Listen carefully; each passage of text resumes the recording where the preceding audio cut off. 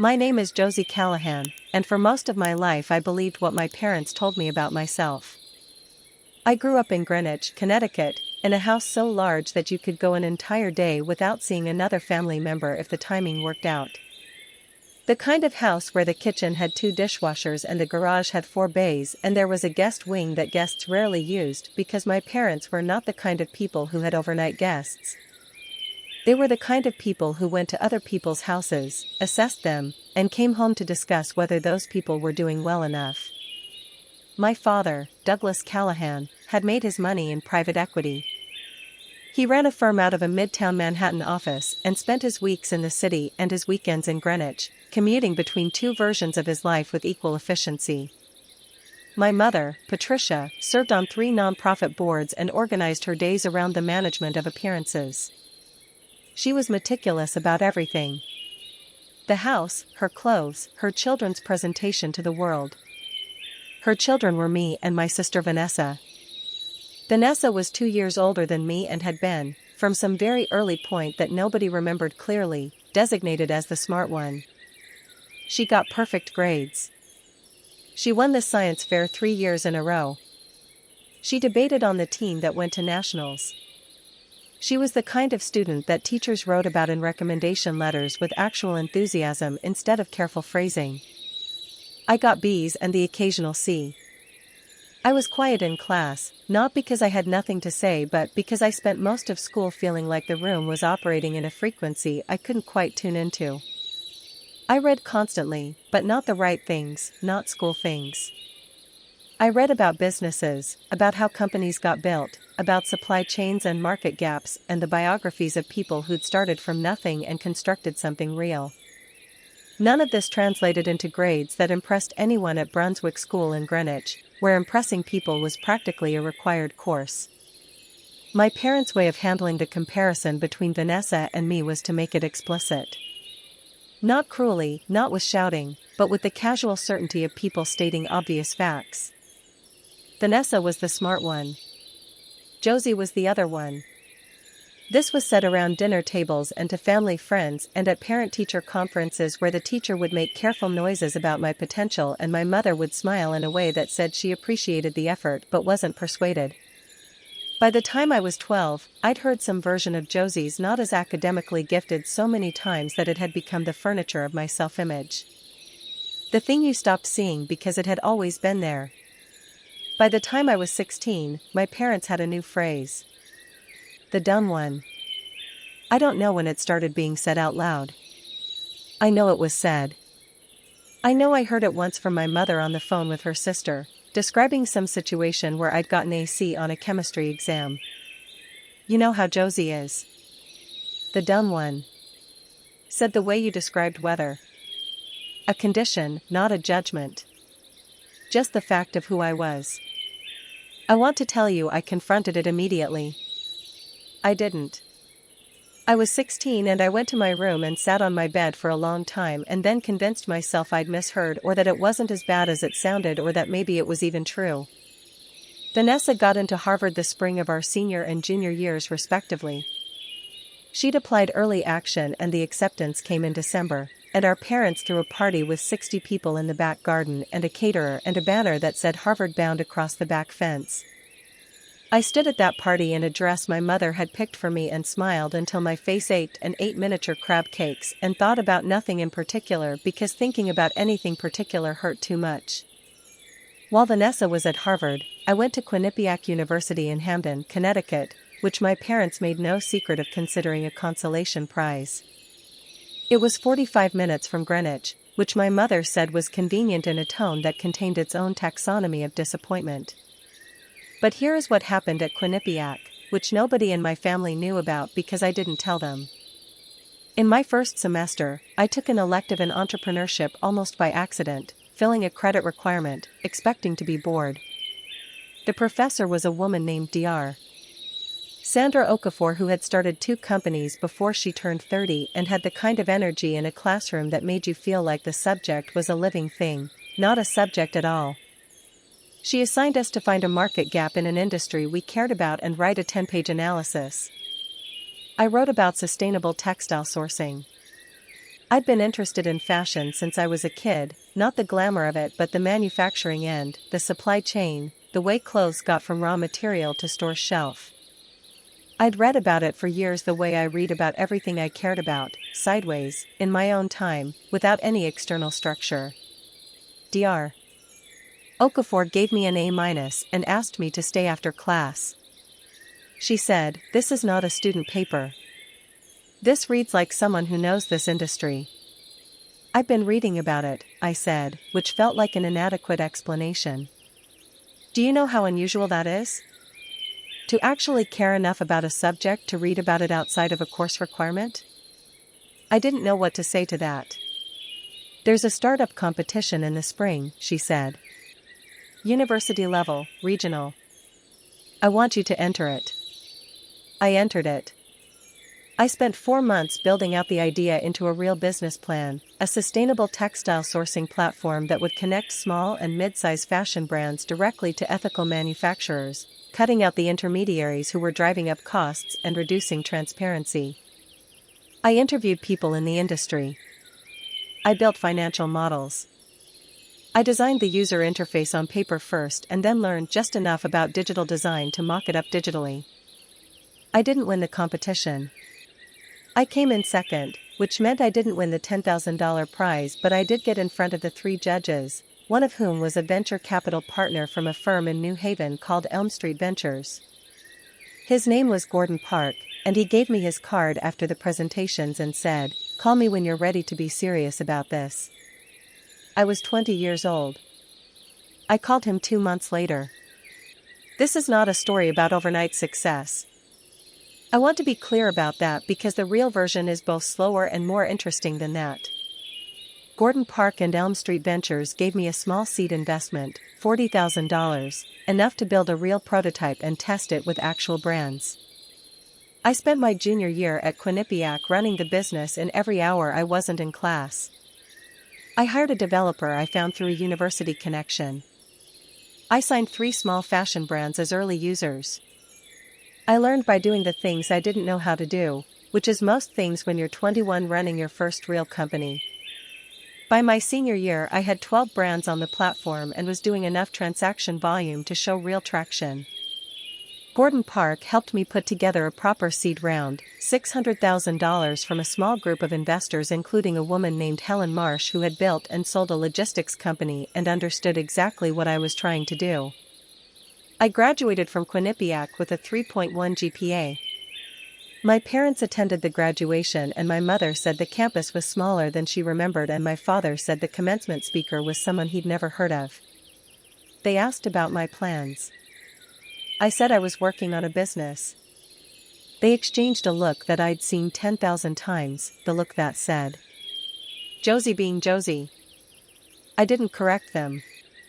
I wasn't ready. By the time Vanessa graduated from Harvard, I was 22 and my company, which I'd named Thread True, had 28 brands on the platform and had just closed a series round of $3.2 million led by a venture firm in New York. I had 6 full-time employees and was renting real office space in the Flatiron district. I had gone from the dumb one to the founder and CEO of a real company in 4 years without anyone in my family noticing. This was partly my fault. I'd stopped talking about my work with my parents because the conversations went nowhere, and somewhere in that silence they'd filled the gap with their existing narrative. Josie was fine, Josie was getting along somehow, Josie didn't require much attention. This suited me while I was building, because attention from my parents at that stage would have felt like interference more than support. But it also meant that by the time of Vanessa's graduation, they genuinely had no idea who I'd become. Vanessa's Harvard graduation was on a Thursday in late May. The ceremony was in the Tercentenary Theater in Harvard Yard in Cambridge, Massachusetts, one of those enormous outdoor academic ceremonies where the university's entire history feels present in the architecture. My parents had gotten dressed up, my mother in a pale blue suit and my father in his good blazer with the pocket square he reserved for occasions he considered significant. I sat in the family seating section in a simple gray dress and watched the procession and applauded when Vanessa's name was called and felt genuinely happy for her because Vanessa had worked hard and Harvard was a real accomplishment, and my feelings about my family didn't require me to begrudge my sister her moment. The ceremony finished and we gathered in the yard afterward, all the families clustered around their graduates. My parents were glowing in the way they glowed at events where Vanessa was the center. My father made a small speech to the group of family friends who'd come, talking about Vanessa's future, about what was coming. He talked about the inheritance, about the plans for the Greenwich house, about the Tesla he'd ordered for her as a graduation gift. He talked about the $13 million property in Greenwich being deeded to her, the house I'd grown up in, the house that contained whatever remained of my childhood. He talked about all of it in the past tense, as if these decisions were already made, which I suppose they were. I was standing at the edge of the group and I listened, and I felt something that was less like hurt and more like the final settling of something that had been in motion for years. A door closing, fully, on a room I'd half believed might still be open. I was thinking about leaving early, had already pulled out my phone to look at the train schedule back to New York, when someone touched my elbow. I turned around.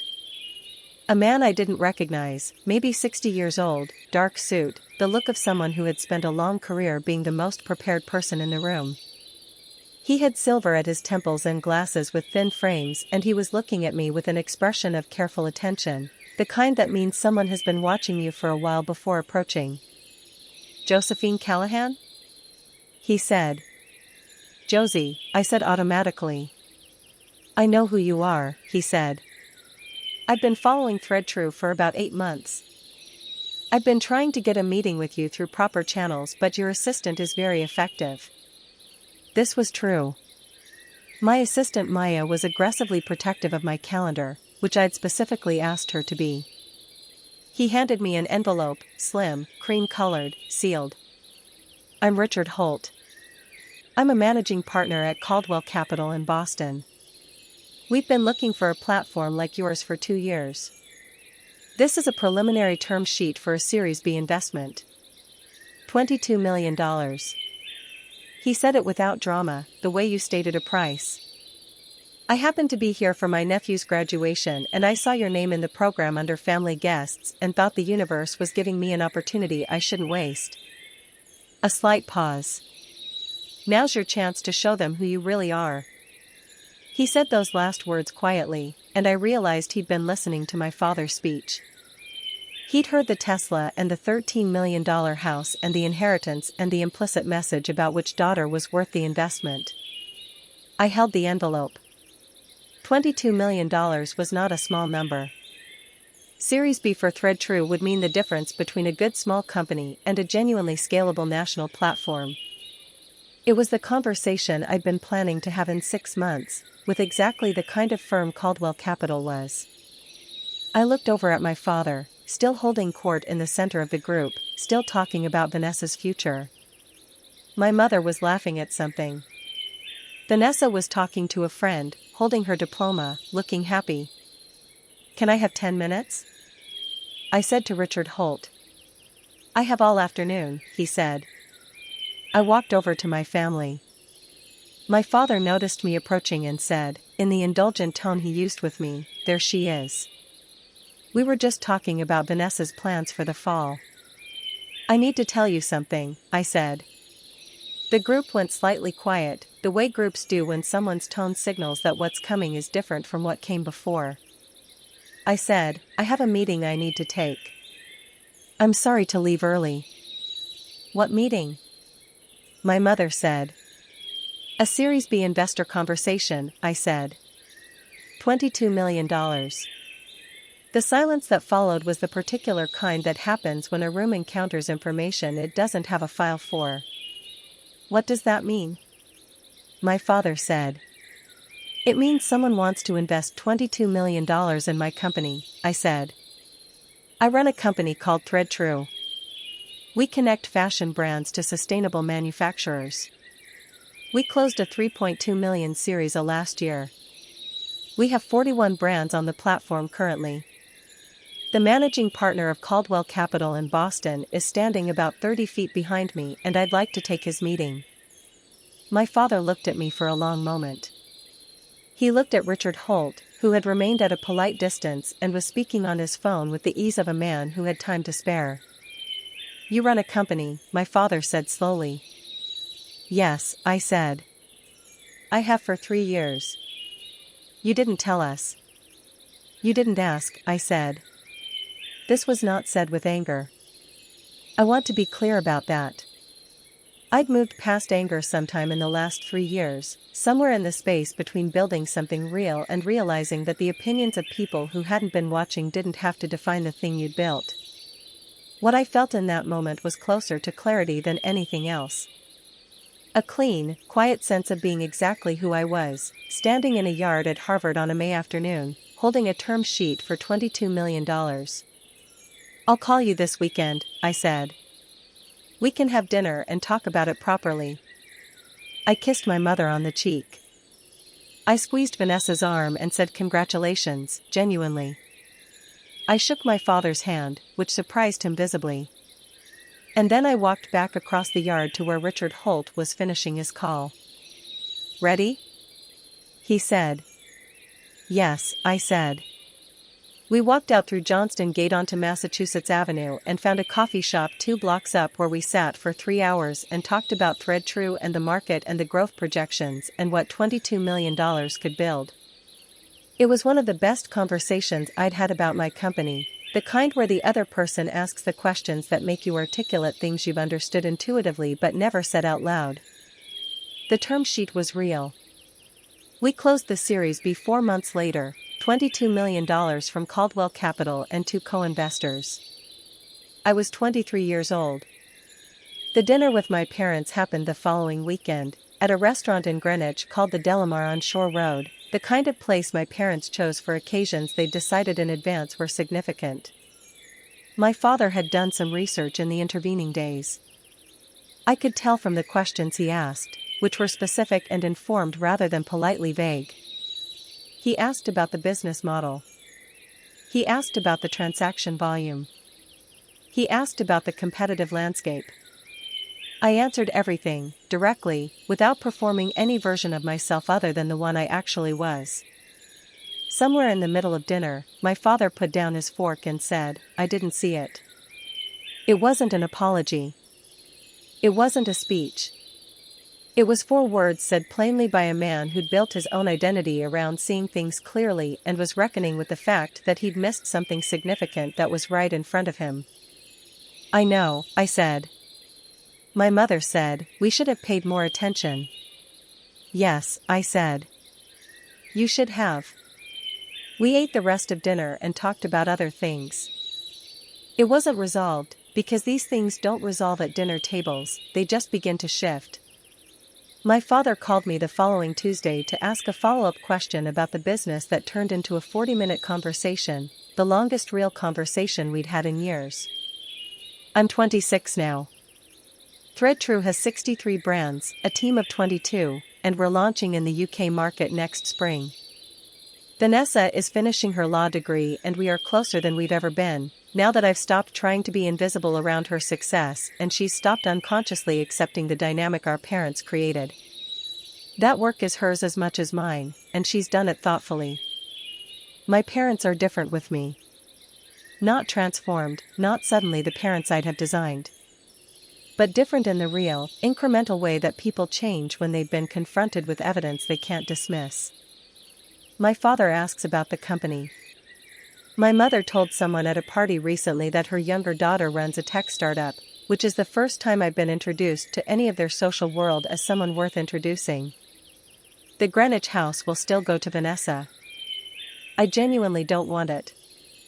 I want my apartment in the West Village and my office in the Flatiron District and the next version of what I'm building. I want the life I made from the space my parents' dismissal accidentally gave me, the years of being overlooked that forced me to develop a very clear picture of what I was actually capable of. The dumb one. I've thought about those words more times than I can count. I've thought about what they did to me and what they failed to do. They didn't stop me. Maybe, in some way I'd have to think carefully about to articulate, they fueled me. The need to know for myself, separate from their assessment, whether I was capable of something real. I found out. I'm still finding out. Richard Holt sends me a holiday card every year. Last December said, "I'm glad the universe gave us both that afternoon." Me too, I thought when I read it. Me too. My name is Josie Callahan. My parents called me the dumb one for 20 years. On the day they announced my sister's inheritance, a stranger handed me an envelope in a Harvard Yard and said, "Now's your chance to show them who you really are." I already knew who I was. I just finally had a room big enough to show it. There is one more thing I want to say, because I think it matters and I haven't seen it said clearly enough in the stories people tell about proving people wrong. Proving someone wrong is satisfying for about a day and a half. What lasts longer, what actually sustains you through the years of work before anyone is watching, is something quieter and more personal. It's the moment when you realize you've stopped needing to prove anything to anyone outside yourself. That moment came for me at 2 in the morning on a Tuesday in my second year, sitting at my desk in a sublet studio in Hamden with a spreadsheet open that I'd been staring at for 3 hours, trying to make the numbers work for the third time that week. I was tired in a way that had no name. I was nowhere near success by any external measure. And I thought, I would keep doing this even if nobody ever knew. Even if it never worked. Because it was mine. That's the whole thing, really. That's what nobody can take from you once you find it. My name is Josie Callahan. I built something real. That's enough.